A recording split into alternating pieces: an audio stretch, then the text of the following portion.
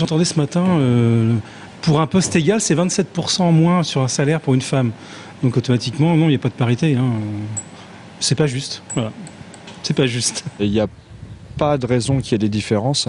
Les femmes nous sont complémentaires, elles sont plus douées dans certains domaines que les hommes et inversement. Au lieu de consacrer juste une journée, on devrait y penser un peu plus tout au long de l'année, tout simplement. Au Conseil général d'Indre-et-Loire, pour la deuxième année consécutive, 8 femmes d'exception de notre territoire ont été mises en avant.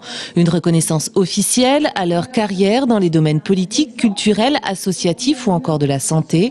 Autant de modèles et d'exemples à suivre, autant de parcours qui prouvent, s'il le faut encore, la richesse et la valeur de la gente féminine. Les femmes ont quelque chose de différent à apporter dans la vie publique ou dans la vie associative.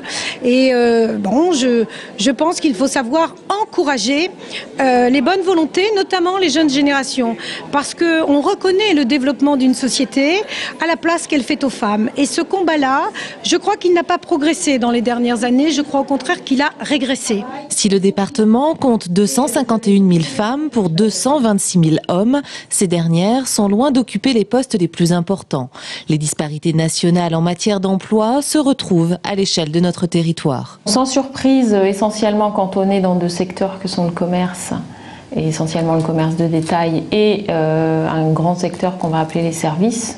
Et puis quand même deux secteurs industriels, l'industrie étant réputée plutôt masculine, mais là deux secteurs où on va retrouver majoritairement des femmes, ce sont le textile et l'habillement, et puis l'industrie pharmaceutique, qui en Indre-et-Loire sont très employeurs de femmes. La route est donc encore longue pour que cette journée soit prochainement abolie, mais en ce 100e anniversaire, c'est avec espoir qu'il faut regarder vers demain.